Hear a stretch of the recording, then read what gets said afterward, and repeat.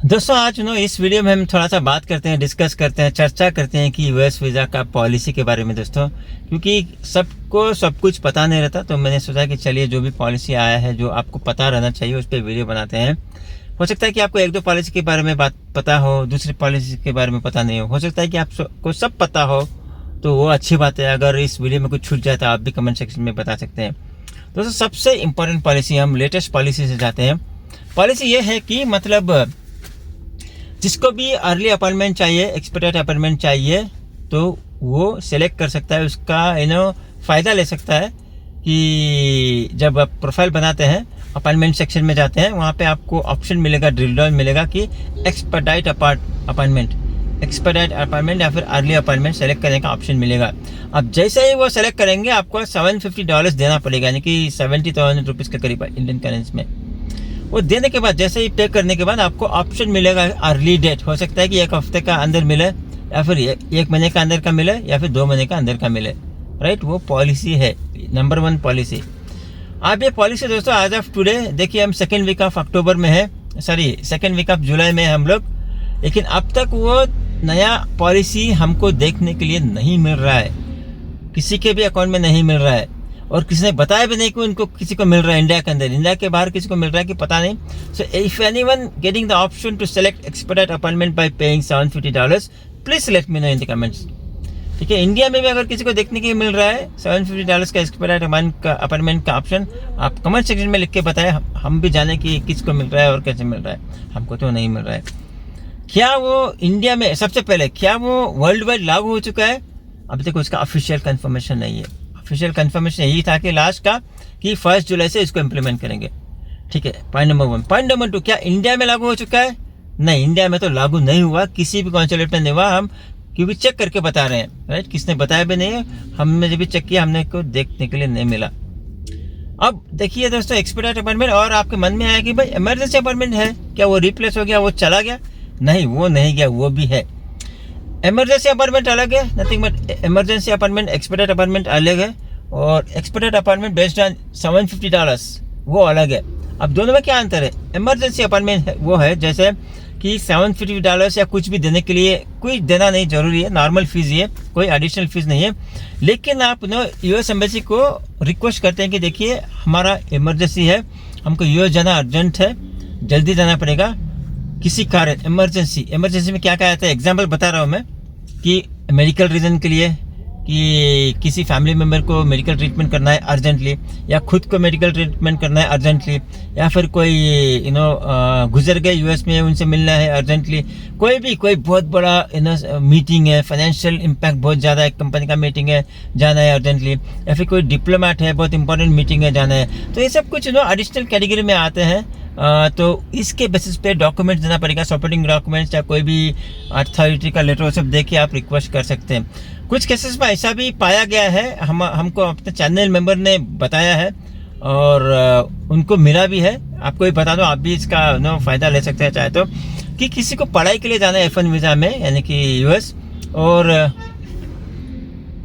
और उनको अभी तक अपॉइंटमेंट नहीं मिला। उनके पास ऑलरेडी क्या बोलते हैं कि पूरा फीस पे कर दिया, वगैरह वगैरह, सब कुछ डॉक्यूमेंट हो गया, उनको क्लासेस अटेंड करना है। क्लासेस मान लीजिए कि अगले महीने से आ रहा है, तो उस बेसिस पे वो रिक्वेस्ट किया, उनको मिल भी गया है। अब ये नहीं कि सबको मिलेगा, नहीं। देखिए स्टडीज जो है वो इमरजेंसी अपॉइंटमेंट में नहीं डाला गया है, वो कैटेगरी नहीं है, लेकिन कुछ केसेस में केस बाय केस पे उसको भी अप्रूव कर रहे हैं। यानी कि आपने सब कुछ है, सही है, आपका एकेडमिक्स भी अच्छा है, कॉलेज यूनिवर्सिटी अच्छा है, लेकिन आपको अपॉइंटमेंट नहीं मिल रहा, वो रिक्वेस्ट करने से कभी कभी दे रहे हैं, राइट। लेकिन मेडिकल रीजन या वगैरह वगैरह दूसरे चीज़ के लिए वो भी दे रहे हैं। बट ये भी क्या है कि दोस्तों, इमरजेंसी अपॉइंटमेंट सबको नहीं देंगे, as per the available Kota. उनके पास अगर कोटा है या फिर अपॉइंटमेंट है तभी देंगे, नहीं तो नहीं। हाँ, आपको देंगे जरूर, तो वो अलग है इमरजेंसी अपॉइंटमेंट। जो एक्सपेक्टेड जो $750 का अलग है। इमरजेंसी अपॉइंटमेंट अभी भी लागू है। अगर रियली में आपका अर्जेंट केस है, आप लिखिए, ईमेल कीजिए, टिकट रेज कीजिए, आपको मिल जाएगा। टिकट नहीं, इमरजेंसी एक्सपेक्टेड अपॉइंटमेंट रेज कीजिए, आपको मिल जाएगा, मिलने का चांसेस है।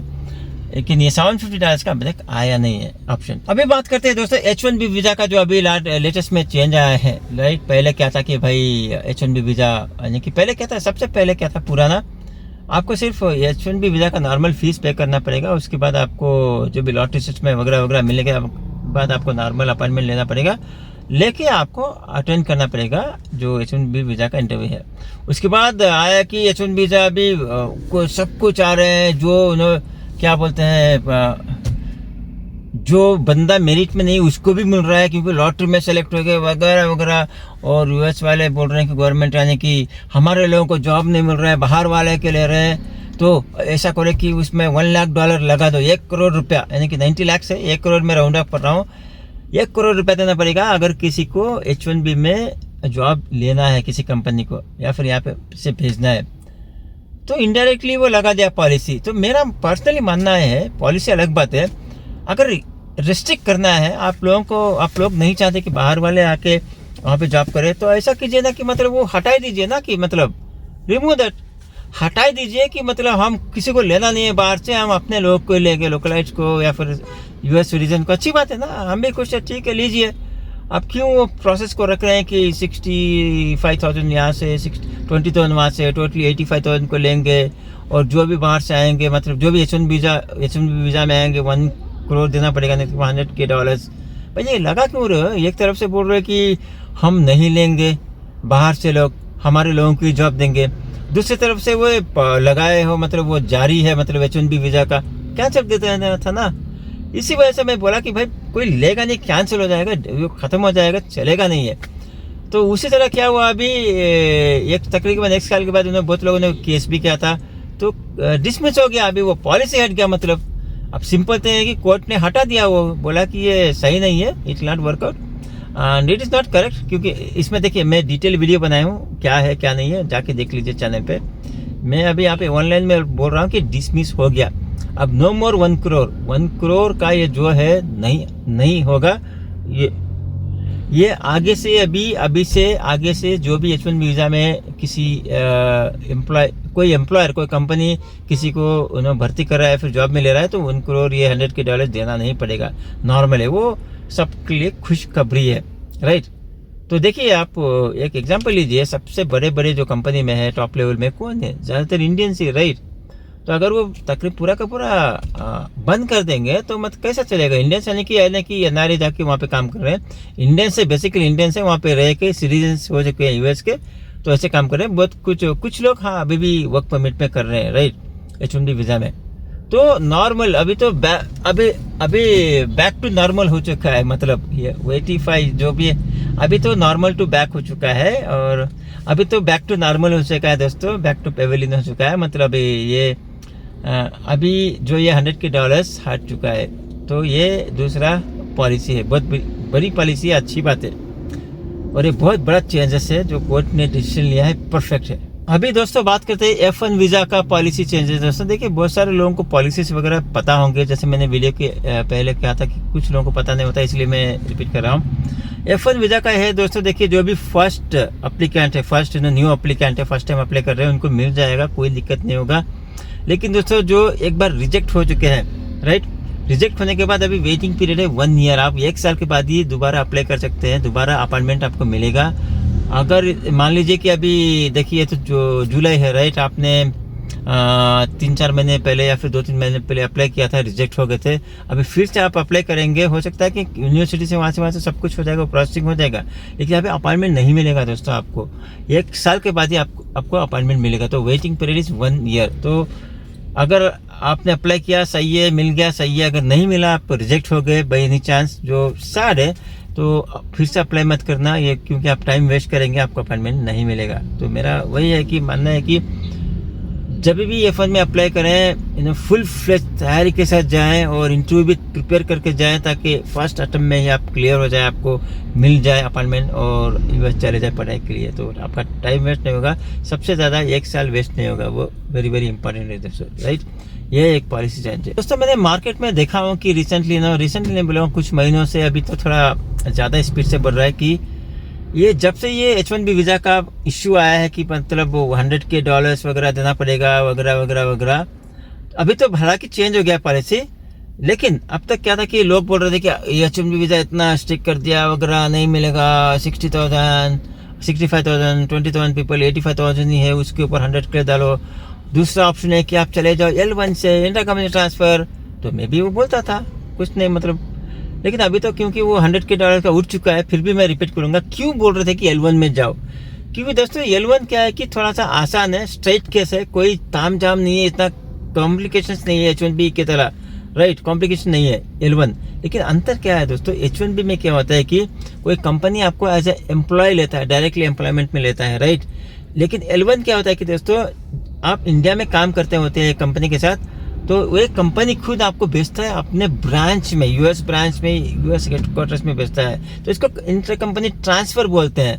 आपको ऐसे एम्प्लॉय नहीं भेजता है वहाँ पे, आपको ट्रांसफर बोलते हैं, employ but transfer employ, right. कुछ महीनों तक या कुछ सालों तक आप जॉब करेंगे, फिर वापस आ जाएंगे आप इंडिया में। ये L1 है, H1B नहीं है। तो यहाँ पे क्या है कि वो लॉटरी सिस्टम वगैरह वगैरह ऐसा कुछ नहीं है। जो भी फीस है L1 का वो कंपनी को बेयर करना पड़ता है, देना पड़ता है, तो आप जाते हैं। तो इसलिए कुछ कंपनीज ना जो ट्रांसफर करना चाहते हैं वो L1 से करते हैं, H1B में नहीं करना चाहते।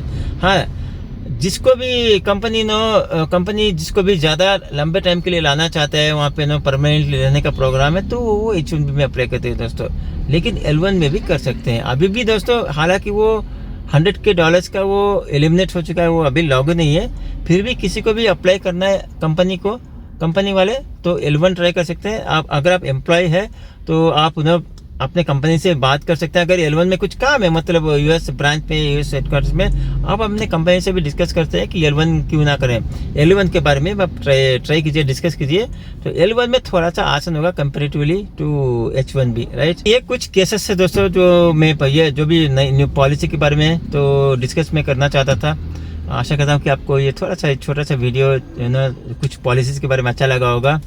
और लाइक कीजिए अगर अच्छा लगे तो, और शेयर कीजिए उनसे जो भी ये पॉलिसी चेंजेस के बारे में ढूंढ रहे हैं या फिर नहीं जानते, उनको भी पता है और उनको भी पता हो। और अगर दोस्तों इस चैनल पे आप नए हो तो सब्सक्राइब कर सकते हैं, ताकि ऐसा ही इंपॉर्टेंट वीडियो और अपडेट्स यूएस एम्बेसी के रिलेटेड आपको टाइम टू टाइम मिलते रहे। तो चलिए, मैं मिलता हूँ आपसे अगले वीडियो में, तब तक टेक केयर, बाय बाय।